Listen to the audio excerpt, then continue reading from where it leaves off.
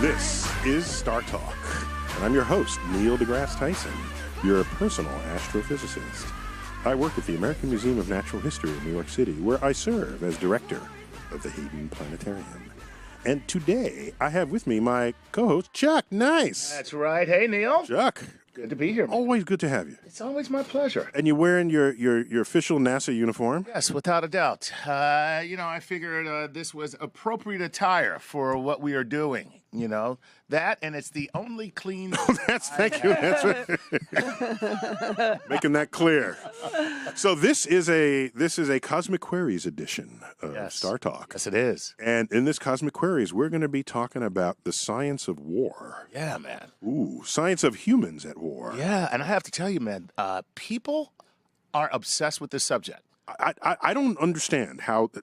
I don't get it. I have never received the breadth of queries. Because you solicited questions on this topic already. Yes, we have solicited questions from all over the internet. I was told this morning that this would be the topic, but you've been scheming all week on this. All week long, we've been receiving questions, and I have to tell you that people are very passionate about it, and they're doing a lot of deep thinking, Okay. Some of the questions, I'm like, you were clearly high when you wrote that question. That's right. You had to be high to write that question. Because I don't have any, while you don't get to see the questions. Plus, that's true. But though I be a scientist, I have no particular expertise in this topic. Right. Okay, so I figured, then they plunked a book down in front of me called Grunt, The Curious Science of Humans at War. So I said, damn, I got to read this book like in the next hour. But then they told me, no, Mary Roach, the author of the book, is here with us. Yes. From Oakland, California, Mary Roach. Yes. Thank you, Mary. This is not your first time on Star Talk. No. It's like your fourth time or something. I think the four, yeah. Yeah, you got like the coolest Star Talkian books we could ever find. So great to have you on here. So basically, these questions are going to be for Mary. Yeah, I'll be Mary's sidecar on this. Right. I could back her up with some physics if we need it. Right. But this is her book. Yeah, for the most part, this is what people want. And Mary, I'm not going to lie to you and say, I read this book, and I haven't read it yet. I just saw it like this minute. All right, no problem. Every other talk show host is lying to you when they said they read your book. Oh, I know. You know this. I know. Okay. I haven't read it either. I don't remember what's in it. I wrote it a long time ago. Right. We'll see what We'll see what the people say. And listen, like I said, some of the questions are out there. But just before you go in, go ahead. Just an overview. Yeah. What is this subject? Okay, so this is military science, but specifically not the weapons and the bombs and the strategy, which you may have a lot of questions there about that, when I will turn those all over to you. Okay. So this is the human... Right, the human condition. It's extreme heat and loud noise and fear and panic and flies and diarrhea and all the things that people don't necessarily think about, but the military thinks about because it knocks soldiers out of commission. And anyway, that kind of... So it's all in here. So this is like this was your next project after all these other completely far-flung places you have been in your book portfolio. Yeah, you'd think I would take a body of knowledge that I've worked on and build upon that so that I don't... No. I gotta start all over again. Start all over. Knowing nothing. All right, so let's try this. Okay. Yeah. Wait, still before. Okay. What is the most weirdest scientific thing you can share with us about military grunts? Here's just the soil here first. The book starts out with the chicken gun, and I love the chicken. The chicken gun. Because I like to say the word chicken whenever possible. Right. Chicken gun. I think I know the chicken gun story. Chicken Do gun. you? Yeah. I don't think I'm familiar with the chicken gun. You're testing the canopy of airplanes, of fighter pilots. Okay. Right. So, okay. The chicken is a stand-in for your turkey vulture, your Canada goose, your starling, whatever it is. It's kind of a worst-case scenario because the chicken, it's kind of an odd choice because chicken doesn't actually fly. They don't fly. You're not gonna, no matter how long you're a pilot, you are never going to hit actually a chicken. hit a It's chicken. a bird, and it's readily variable at your grocer's. And it's consistent. Right. Yeah. So you take a frozen chicken, you thaw it out, you load the chicken gun, and you fire it at the canopy. Right. Yeah. So At the same speed that the plane would otherwise encounter it flying through the air. Right, but there were a lot of thought went into this because there's also because they're like, well, the chicken it's very dense, it's a big heavy thing, that'll be great, but in fact there's something called, pause for drama, the feathered bullet phenomenon, which is feathered bullet phenomenon. Tiny little bird, starling maybe, hits the windshield, just like a bullet. Right into the pilot. So gotcha. Yeah. So you think you have it figured out. Yeah, we'll use a chicken. And then there's And then all of a sudden a tiny goes, bird comes through and shoots you in the head. Well, wait, because the bird peers a tinier hole, and yeah. it's a different kind of impact, basically, that was not previously considered. It's a more focused, it's closer to a bullet. Okay, so to test this, they should just shoot bullets at...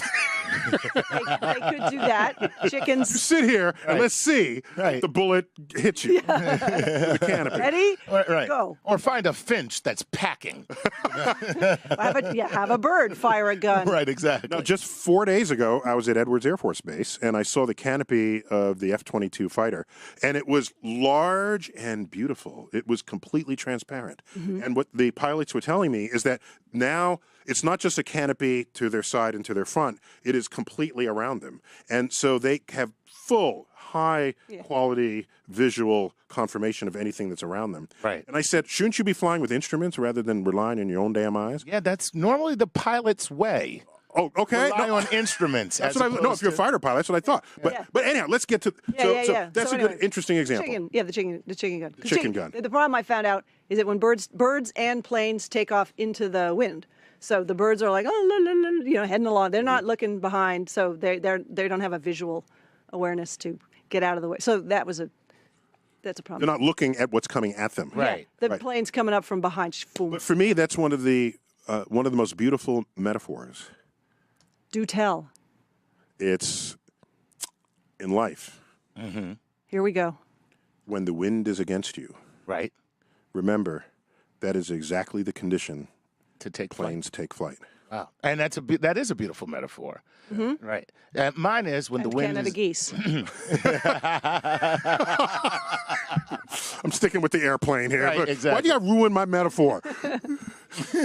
I said chicken, and I chose the more lovely Canada goose. So the plane wants the highest speed it can be relative to the air. It's not about the ground. Right. It's about the air. So you take off into the moving air, then you can take off at a lower ground speed because your airspeed's higher. That's all. Gotcha. What's going And the on. birds figured that out too.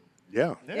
Very intelligent. So let's do this. Chuck, you solicited questions on this topic? And we have them. And our first question is a Patreon patrons question, which, of course, if you actually support us on Patreon, then we will put your question to the top of the queue. And Is that give you right? precedent. Yes, as a matter of fact. They're actually buying their way to the top of this thing? I can think of no better way to get people to participate. Okay. Or to get votes.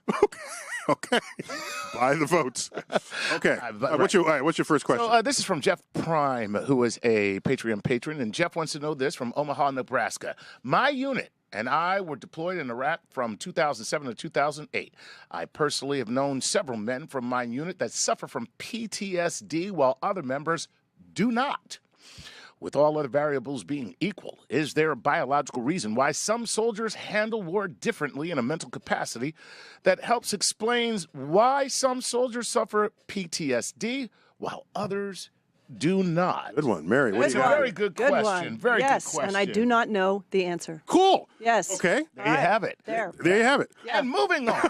No, I'm say- joking. I can reflect on this fact. There's probably a reason. Yeah, I would think that if we knew that definitively, then we would be able to delineate why that is, and then look for a cure to PTSD. No, or keep those people, keep those people out of right, combat. which is what one of the things in the book was. They were looking at heat injuries, and there's a huge individual variation in who can acclimate to extreme heat, like who can feel like start sweating heavy and sooner, and just like I can deal with this, and other people can't, and they get heat stroke, and they sometimes die. I'm pretty good in a wide range of temperatures. Yeah. And what I found is, could you put on the heat? Could you put on the heat? And I'm just kind of chilling with the cool. Right? No, I'm just You're self-regulating. Yeah, kind of. It's not that I don't feel hot or feel cold. It's that I'm okay with it. No, you have a. that's probably psychological. You just roll with everything. Maybe it is psychological rather than physiological. In either case, you still want to know who's susceptible to PTSD and who isn't. Right. And of course, there's that very famous scene. I only know it from the film. I assume it was true with Patton walks into an Infirmary. infirmary. Yes. And there's these wounded soldiers there, bandaged, and there's one soldier who has no wounds at all. He's there in tears at the edge of the He has bed. what they called back then shell shock. Yeah, they were shell shocked. And then combat fatigue. And then it was combat fatigue. And now it's PTSD. Now That's right. PTSD, not when it wasn't enough syllables. You got to keep it. It becomes more real when you have more syllables. Give us People an that acronym. finally pay Give us an attention to it. acronym. Yeah.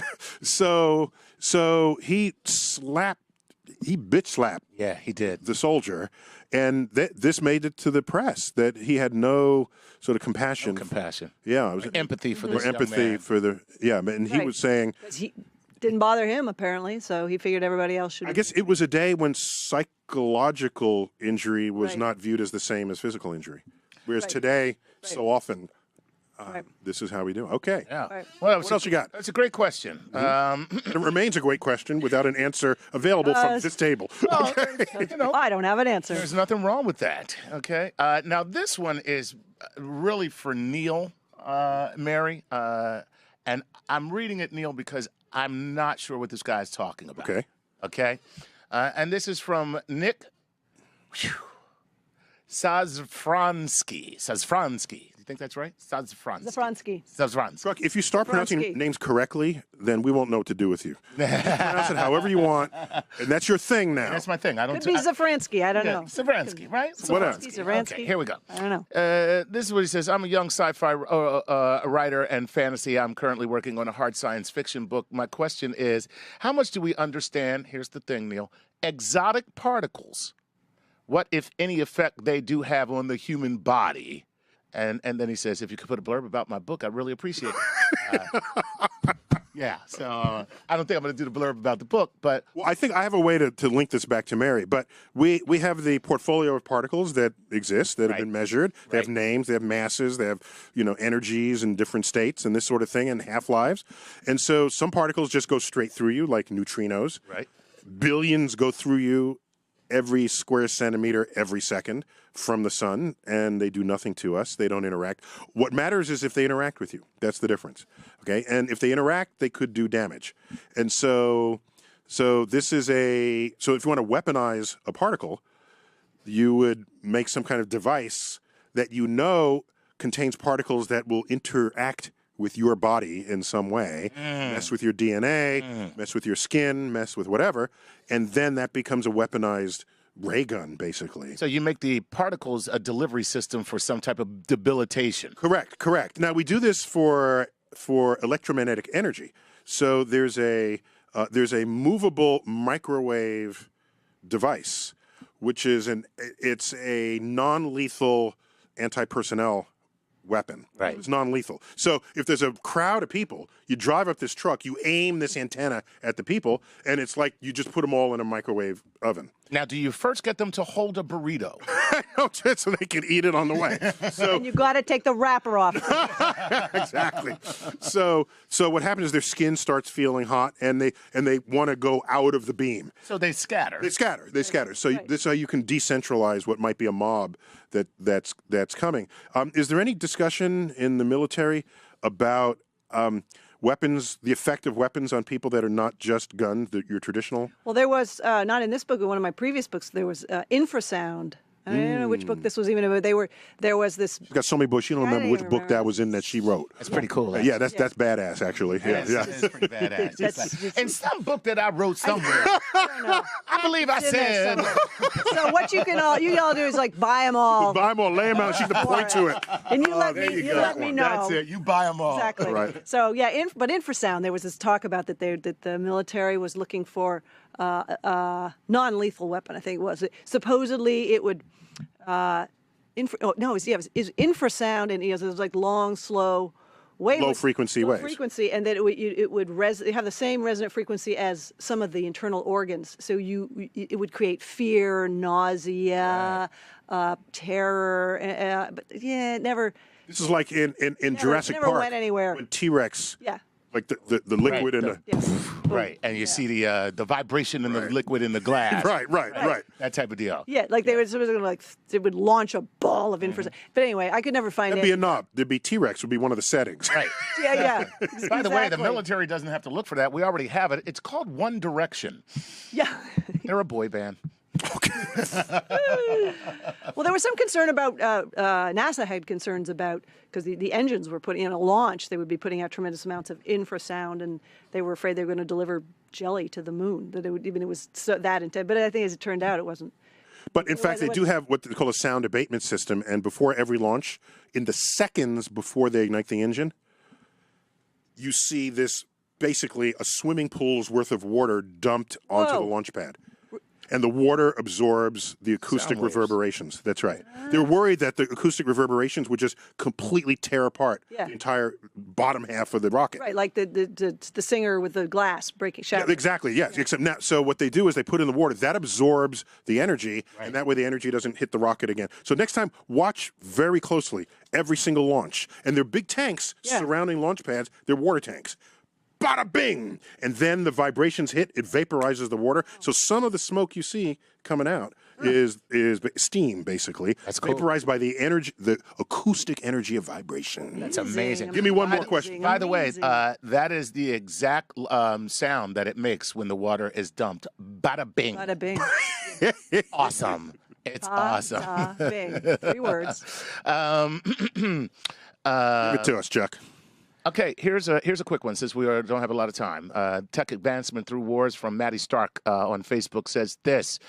How do you feel about the idea that war is necessary for technological advancement? Ooh, let me cast that in a grunt question, okay? Okay. So how much has war advanced medicine? A lot in terms of combat trauma. I mean, did stuff like, all right, you get somebody whose artery is cut and they've got about 2 minutes. So, get it in terms of getting... 2 minutes before they're dead. Before they bleed out and they're dead. And like 2 minutes to stop the bleeding, stabilize them, and get them somewhere. They've gotten really good at that. So emergency care, that's been huge. And of course, the whole concept of triage. Triage is a war-based, war-based exactly. thing. And also things you wouldn't necessarily think about. There was a Navy guy, Captain Phillips, not that other Captain Phillips, Gotcha. but who came up with this discovery that if if someone's got extreme diarrhea, like cholera, where you're like losing 5 gallons of liquid. He invented this thing, the cholera cot. It's a cot with a hole in a bucket. You're going to die quickly because you're just leaking. Right. You're leaking. But so what has he invented? The bucket? Why that's not an invention? Well, the cholera cot was one invention, but not the important one. The important one was if you add glucose to the rehydration fluids, it enhances absorption of the fluids and the salt. So now you can drink them rather than hook up an IV. So in a third world country where somebody, they don't have to make their way to a clinic and get hooked up to an IV, they can actually drink this stuff, and it's saved, millions of lives. Because it's still like two some million people die. So here's a morbid question. You ready? I'm ready. I'm always ready. Have more lives been saved by the medical advances from war than lives that have been lost from the waging of war itself? Wow. Interesting. Well, okay, well, here's a figure for you. This war is good for you people. I know. We have to kill you in order to save you. Let's go to commercial, and we'll cogitate on that question when we come back. Star Talk continues with our Cosmic Queries edition with Mary Roach, author of Grunt, The Curious Science of Humans at War.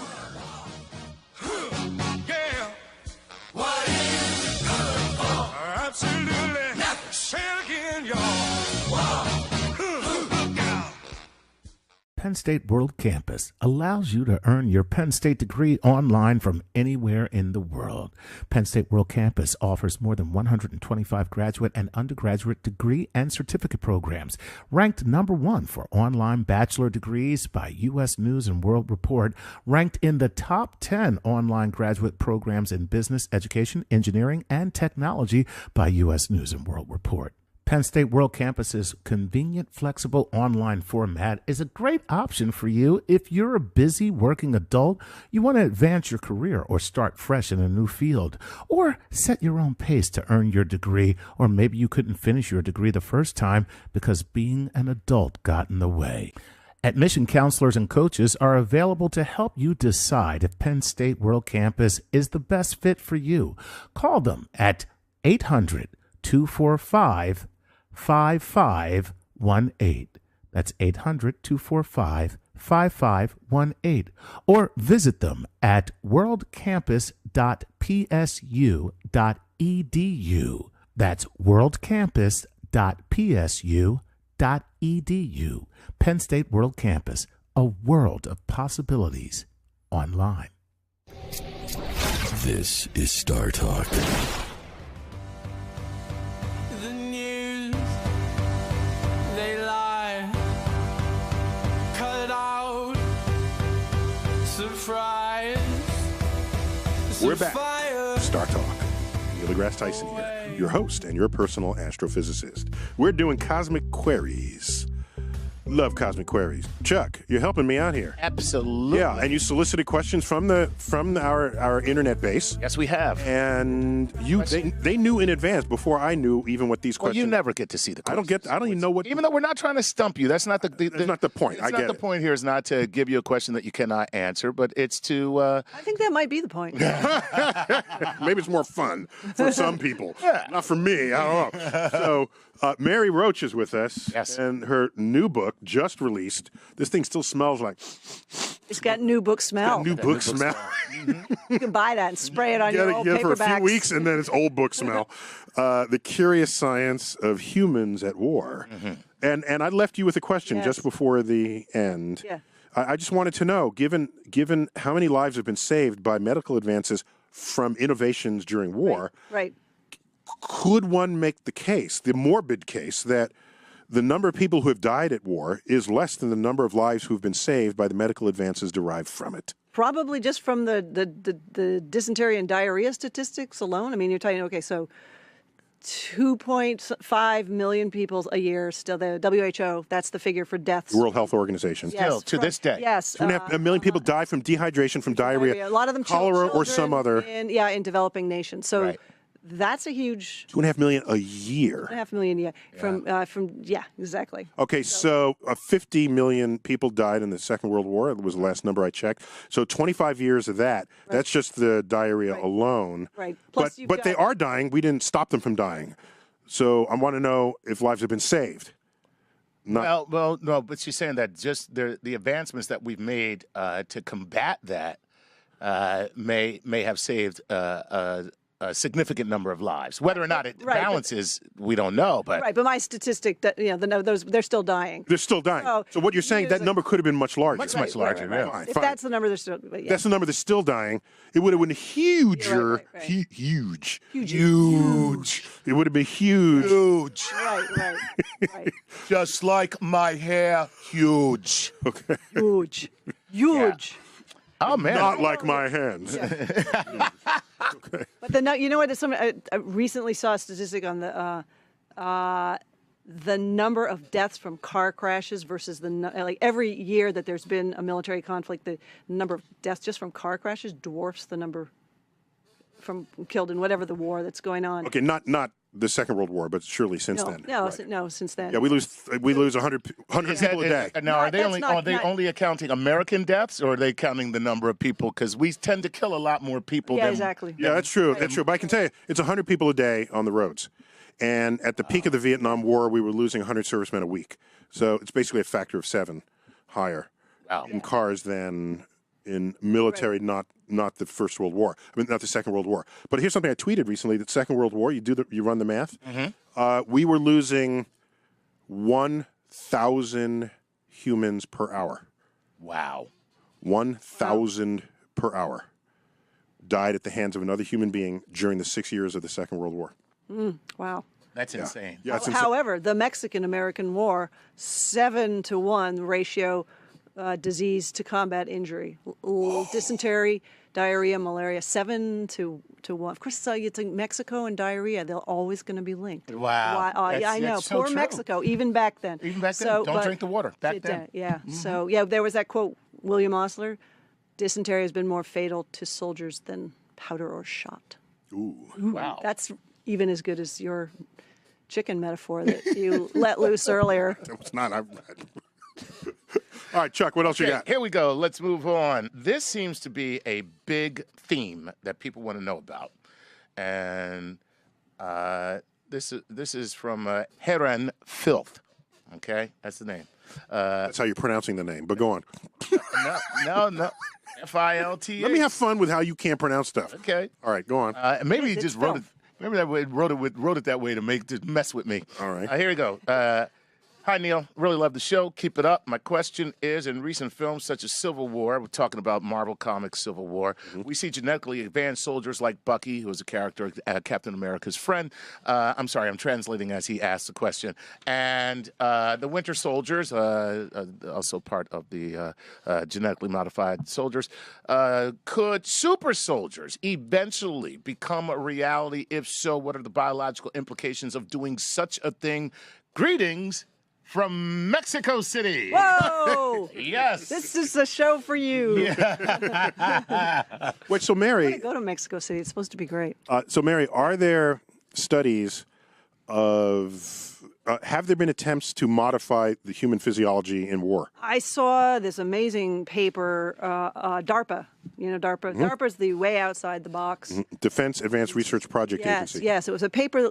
It was speculation. It was not projects that are underway, but they were listing like. In fact, one of the whole points of DARPA is to have highly speculative research that could break open a whole new field of military might. So Okay. this was in particular modifications to the human body. What could we do? And inspiration from the animal kingdom. So they were looking at unihemispheric sleep, which you have in marine mammals and in some geese and ducks. And Right. Sleep with one eye open. One eye open. Yeah, Right. exactly. So they funded some research, so some basic research into marine biologists and bird people. Ornithologists would be the word. The word I call them bird people. Yeah, okay. Look into Bug this. people, I call them bug people. Okay. Yeah, the bud people have probably been doing some work too.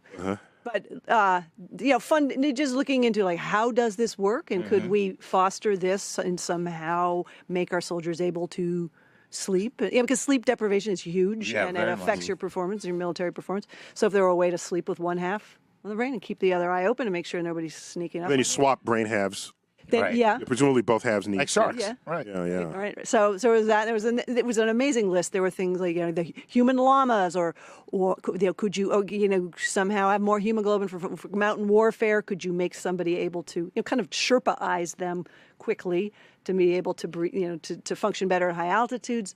I do remember. Surgically installed gills was on the list. Wow. Whoa. Okay. Now see, Yeah. that's That'd be like Waterworld right there. wouldn't Yeah, it? exactly. Waterworld. Does Kevin Costner know about this? That's right. We're gonna work on. We're gonna Creepy try him when out he- first. When he came around his neck and you saw the gills Yeah. in the movie. Yeah. So here's my take on that. Not that anybody asked, but I'll tell you my take. In the early days of space exploration, there was all this talk about modifying the human physiology to accommodate the stress and strain on our body in space. And in almost every case, they came up with an engineering solution to the problem rather than a biological one, where it therefore was not invasive to the human body. They would talk about, is there some pill you can take where the brain would not require as much oxygen when you do a high G turn out from as a fighter pilot might when they're turning around. And that way your brain wouldn't need as much oxygen and then the engineers just developed these suits. Right, where they just squeeze your leg. Squeeze your leg, blood ain't got no way to go. Right. Right. So many of these are how about one where you don't feel nausea in 0G, or you can just spin up the space station and create 1G. So do you want to make bulletproof skin, or just make Kevlar and wear a bulletproof vest? Right. So I want the bulletproof skin. I'm just saying. You're just saying. I'm just going to go on record and say the bulletproof skin is what I would go for. So I'm more Tony Stark on this. Give me Either suit. Give me the power, the money, and the brains, and we'll make anything we need. Okay. I will be able to fly. That's cool. That's cool. All right, what else you got? All right, here we go. Johnny Glasgow from Facebook says, "Hi, Neil." That would be Facebook. Our followers on Facebook. Our followers on Facebook headquarters. Right, exactly. Right. He's not actually having coffee with Zuckerberg right now. He says, hi, Neil. Hi, Mary. What scientific advances made during wartime have the biggest positive effect on our civilian lives today? I'm going to have to go with the medical stuff. The medical stuff. Yeah. The stuff we were talking about earlier. Stuff we were talking about earlier. Yeah, That is the most positive effect. Positive effect, yeah. Right. I mean, I guess you could talk about, I mean, if you like taking forward the whole notion of drones completely taking humans out of the equation, but that's, it's got other issues, but... The whole episode on Star Trek. That was indeed where they fought the war through mathematical calculations. Right. And then people reported to a chamber for of execution because the calculations showed that you would have been killed. You would have been killed in the battle. They just walked in and they took him out. Right. Yeah, exactly. That Captain Kirk said, "No, you can't do that way. Right. That is not war. War is ugly and bloody." Spock said, actually, though, statistically, I can see the merit to this particular approach. That's cool. Yeah, so definitely the medical advancements. That's what comes to mind in terms of a positive. Yeah, positive. Okay, I would say. Now, are there any technological advancements? I would say one thing. Go ahead. The V-2 rocket was the very first intercontinental ballistic missile, which became the foundation of our entire space arsenal. Yeah. So everything that we know and love about space, including where you get your weather maps from the Weather Channel. You get people saying, what do I need space for? I have my GPS and the Weather Channel. That's all I need.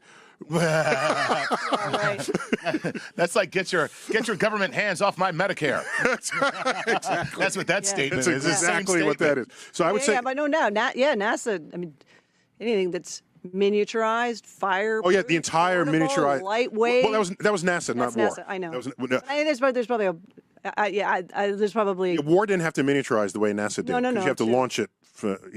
Well, then every ounce cost you money. Here's a war thing, Right, though. that's right. The first. By the way, it's $10,000 a pound to orbit. Oh, right. So if you got a little extra gut, Yeah, I ain't flying that into Right. space. There You you go go. get back on the treadmill. So how about this? I believe the first computers were used to Yes. calculate the Ballistics. trajectory of Bingo. mortar shells. That is. Is that correct? True. That is true. Okay. Yes. Yep. So, Yep. And now we have computers. Right. I mean, we know what they do now. Yeah. So in fact, the military led the development of supercomputing. Yes. That's right. Right. Nowadays, it's commercially driven because the demand is there. But in the day, yeah. Back in the day. Right. There you go. All right. All right. Well, not bad. Not bad at all. Okay. What else you got? Here we go. This is from Christian Prisblick. Okay, here you go, Mary. Take a look. Now they're just messing with you, Chuck. Look at They're that. just messing with you. Now, Christian, right? We're the Joe Smiths out there. Prisblick? Next time, Prisblick. can a Joe Smith Prisblick. please ask Chuck a question? I know. Where's Joe Smith when I need him? Okay, Christian Prisblick from Twitter says this. Do vets of armed combat face a disproportionate number of chronic health issues, and does race play a role or as well as class? So class and race, do they play a role in the chronic health issues that vets face? And do vets face more chronic health issues than anyone else by virtue of being a vet? I would. Yeah. There's a tremendous amount. I mean, just starting with hearing. The number one VA expense, hearing loss. Really? Come away with. Yeah. I mean, it is not just rifle.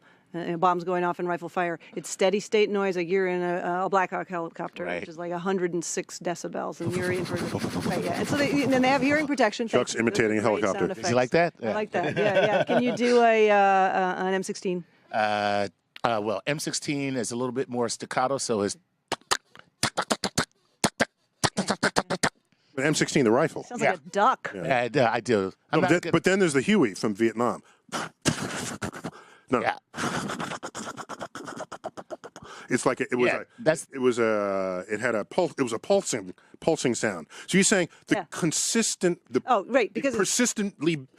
being persistently bathed in high decibel sound, even as beyond bad, just whether you were near an explosion. Right, and the other problem is that when the noise, when things go kinetic, when there's fire, when there's like, there's no warning. You don't have time to go, roll down my foam earplug and pull my outer ear back and put that, there's just not time. And they're not going to wear that stuff all the time because you lose your situational awareness. You can't hear somebody shouting, get down, there's somebody over there. So they've tried to do that in some movies. Well, they have, special operations is really cool. Bionic hearing. It's so cool. It's a headset and it attenuates the loud noises. So it changes the right. range. So the loud stuff gets quieter, and the quiet stuff is amplified. So you're like the bionic. It's like so you could hear across the room. You could hear a conversation. That was the eye. What you're doing? Oh, was that the eye? That was the eye. That was the ear. That was the ear. Okay, I think you're right. Yeah. Amy Summers had the ear. She had the ear. And now she's selling mattresses. I know. Late night TV. Can you hear me now? So that's interesting. So Anyway, but that's the biggest one. But then, you got like traumatic brain injury, and you got and orthopedic stuff. I mean, if you're in a vehicle that is designed to withstand an IED going off, you'll survive. You survive, but you like the bottom of it would come up and slam into the foot and the pelvis and the spine. Speaking of that, kinds of just wear and tear on your body, even if you're not blown up. So speaking of that, and this question is from... So these are veterans that have been in combat, right? Yes. Not just veterans, generic veteran. Right. Because most veterans have not been in combat. Right. So... so do they have more... Well, I don't know. Well, I mean, we presume it's combat veterans. We would have to assume because, I mean, I'm going to say carpal tunnel doesn't count. I've been sitting at this desk filling out these reports for weeks. My wrists are killing me. Actually, I have this book called Dear America, which is a collection of letters home from Vietnam. Right. That was collected before they made a Vietnam memorial here in Lower Manhattan. And so on the memorial are subsets of these letters. Wow. The book is all of them. That's cool. And just to your point, Mary, these are letters from all manner of servicemen serving in Vietnam. And there's some talking about like their friends getting blown up in front of them and wading through the muck and mire and the mosquitoes. Right. And then there's another letter of someone who's in an office in Vietnam saying, I can't, I don't want to laugh, but it's so hot in here. It's almost 94 degrees, and the fan doesn't work. These working conditions are unbearable. They're it's like, do you have any idea what's going on around you? Around you, right? My typewriter keys are sticking. The humidity. So I think it's your biggest problem is your biggest problem. That's really what that is. Yeah. Whatever your biggest problem is, that's your biggest problem. Wow, that's cool. Chuck, how many questions can you squeeze into this? All right, you know what? Try it. Go. Here's the deal. We're gonna go philosophical. Les Ollenhauser says, do you think there can be or ever has been something that can unite humans so effectively as war? What a profound question. Mars mission. Ooh, look at you with the Mars mission. Landing a human Mars mission. I think everybody's going to tune into that, right? Don't you think? I don't know. Well, so I let me agree and add to that. So I've thought a lot about things that unite humanity. Okay. So one of them is war, which is the largest organized unification of humans that we experience. Nothing mobilizes us like a good war. Exactly. And what odd thing is that it mobilizes us against one another, but it's nonetheless mobilizing. Another one is the Olympics. True. And another is the World Cup. Which, by the way, is a metaphor for war. Yes, it is, actually. And so, too, is the World Cup. Exactly. Except you don't end up dead at the end of it. Right. So the World Cup, the Olympics, and the International Space Station. Okay. When you look at the costs of the International Space Station and the number of countries involved, it is the greatest collaboration of nations outside of the waging of war. Really? You look at just the total investment that has gone in it, basically $3 billion a year plus. So yes. So I agree. Landing on Mars could do that if it's done as a global consortium. Exactly. As it's done, Which it would be, wouldn't it? I mean, don't you think? It can be, but I don't have enough confidence in the human species to think that we wouldn't do it out of competitive urges rather than cooperative urges. So you're saying that if we make it a reality show competition between countries, we're more apt to go to Mars than if we were just to wait for us to finally come together. My feeling is that your urge to be innovative is greater stimulated when you're in competition than when you're in cooperation. That's my feeling here. Okay. As capitalism at its best reveals, where Right. I want your money. I don't want you to give your money to the other person. So now that competition drives me to be better than the other guy. There it is. Gotcha. There it is. I think we're out of time. Oh my gosh. Oh my gosh. Well, let me just Mary. Yeah. Let me break ranks here and pull away from Chuck's questions. Okay. Is there one other thing you want us to know about your book before we end Star Talk today? Oh, gee, it's a dark topic, but it's an interesting, quirky, fun read. I don't want people to get. I mean, war is serious, but the people in the military have a good sense of humor, and it's You have to, I think. you Yeah. have to. Anytime there's death involved and life and death and all that, so it's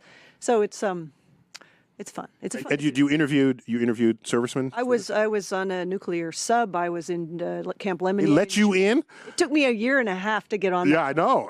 Yeah. Yeah, they did. Yeah. That's pretty cool, actually. It was cool. Yeah, it was cool. So I was all over the place, and it's an interesting. It's a foreign culture, and like any foreign culture, it's just a really interesting place to go and to learn about. So Cool. Mary, thanks again for being on thanks. Star Talk. Thank you. So, and so I want to be on your tour list every single time. Oh, you bet. Okay. Oh yeah, you'll never. I want to be like the only show that had every one of their damn books. Right here, we get them You're all. 6 for 6. So Well, we got to close out this part of the show when Star Talk returns. Chuck Nice and Bill Nye take over the studio for a segment of maker-themed cosmic queries. Yes. Brought to you by Google. That's right. Maker-themed. That's a whole new thing people are getting into. Yeah, and it's kind of cool because they're encouraging people to be makers. Yeah. To innovators, inventors, I think we had lost some of that over the last couple of decades. Yes. And it's nice to bring it back. And now it's IT-based for a lot of it. Absolutely. Yeah. All right, Chuck, I'll look forward to that segment. I'm out of here. We'll see you guys next time on Star Talk.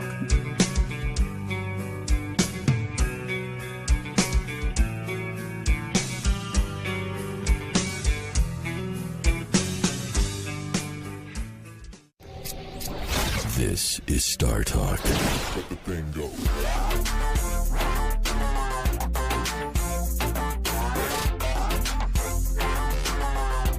Greetings. Bill Nye here, your host of Star Talk Cosmic Queries Edition. And I'm here with worldwide citizen Chuck Nice. And Chuck, This is no ordinary Star Talk Cosmic Queries Edition. Oh no. What is not? It's special. It's a special edition sponsored by Google, and we want you to check out the website, makingscience.withgoogle.com. It's all about making things. Yes. It's all about For me, it's all about engineering, Chuck, where we use science to solve problems. Yes. And make things. Absolutely. Solve problems and make things. Oh, and my excitement. Solve problems and make things. You have a query. Yes, I do. A question from a listener, a viewer, a person. This is funny because this is from @Mrs. Doodle Journey on Instagram. @Mrs. Doodle Journey. @Mrs. Doodle Journey. Okay. Okay. What is the best way to make a portable greenhouse? So I suppose she's looking at this. If I were no, this weekend. Really? Yes, with clear plastic inflatable dome. That's what I do. That's it. That's all you really need. What I do. People play tennis under inflatable domes. People make inflatable domes for their backyard for fun. Right. Held up by a fan. Right. So I could easily imagine a clear plastic dome. You carry it in essentially a backpack or a shopping cart or a hand truck. Right. And you show up at wherever you want inflatable dome zone and turn the bad boy on. And the fan to hold the thing inflated will run off a solar panel connected to a battery that would keep the thing inflated all night. I did that without even just from the hip. I'm going to tell you, that was impressive. And then in space, it seems like it would be just the same thing with a lower pressure inflatable dome. And plants do seem to grow okay in space. You know, that's a little game they play up there. Right. So as long as you have the right soil. Or the right, hydroponic medium. Right. Can I say medium? I like that. Here on the radio, medium. I like hydroponic even better. Yes. And then you can grow stuff, I guess, portably. Awesome. But still, so far, you still need light, a source of light and water and Yes. hydroponic Well, that's why they have nutrients. lamps and closets. I'm sorry. I'm thinking. Can't hear you. different. Don't know what you're Where did talking that come about. from? Yeah. But you know, changing the subject to what used to be illegal illegal agriculture at home. Yeah. Looks like that's all going to be legal soon enough. Well, it should be. Let's be honest. Can I ask as a fellow citizen? Yes. I don't want to breathe the secondhand smoke from the legalized and properly taxed marijuana sales. You do not want to breathe the I second. do not want to breathe the secondhand smoke. Well, that's why they'll have coffee houses where can go in designated areas for people good. who And enjoy grown in that. an inflatable greenhouse, Exactly. maybe in an inclement place. Say you're in Norway or something in the wintertime and you just got to have your inflatable greenhouse for whatever. Mm-hmm. You could do that. Or your coffee house. It's enjoyment. Enjoyment, right. But just don't make me breathe this. I just never like the smell, if I may whine. Just never like the smell. And you worked in nightclubs for 100 years. Yes. Everything smelled like smoke. Well, Everything. well, that was one of the great things about moving here to New York City. Was shortly after I moved here. When was this? 1999, exactly. But shortly thereafter, the mayor said, "No more smoking in anywhere. We're going to get rid of smoking." And interior spaces. No interior spaces. And everyone lost their mind. Thought the place was going to go out of business. It was going to go out of business. Got it, and especially the restaurants. the restaurants, and more importantly, the comedy clubs, because they're like, "What are you talking about? That's all we do here. All we do here is smoke and drink. That's all that happens here. And so occasional laugh is told. And right, and we don't even care about that as long as people are smoking and drinking." And sure what enough, happened is more people came, and they spent more money. Yeah. All right, so let's move on to Jennifer. You know Jennifer. It's a long last name. Oh my, Jennifer. Melcade. Anyway, Jennifer. Exactly. Coming to us from Instagram.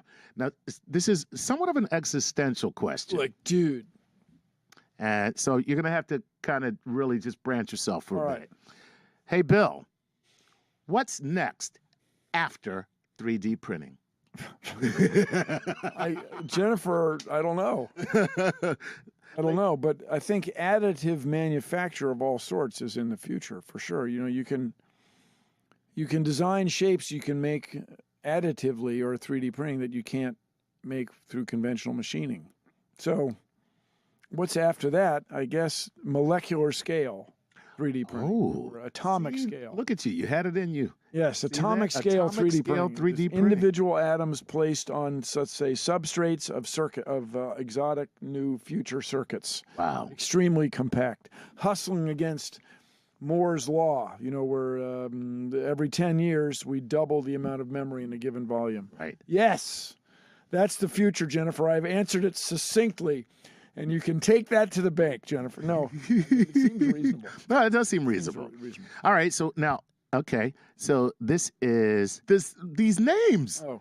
All right, so go ahead. All right, so this person, I'm going to call you Yoy, okay? Yoy, that's pretty cool, actually. Yoy, all right? Hey, Bill. I think you mean yo. Or yo. Yo. You could stop right there. Yeah, yo, Bill. Yeah. Yo. And it says, hey, Bill, what are the limits of 3D printing? Don't cop out and say the human mind, Mr. Science Guy. Do we know yet what we cannot do or could never do with 3D printing? Well, I think of something big. What's a big thing?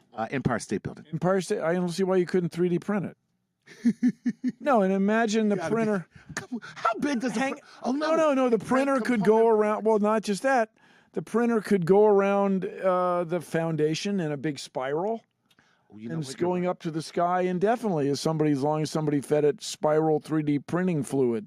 You know what? Now that you say that, there are these window cleaning Autobots that they use. I forget the building in Australia. To clean windows. Yes, but robotically.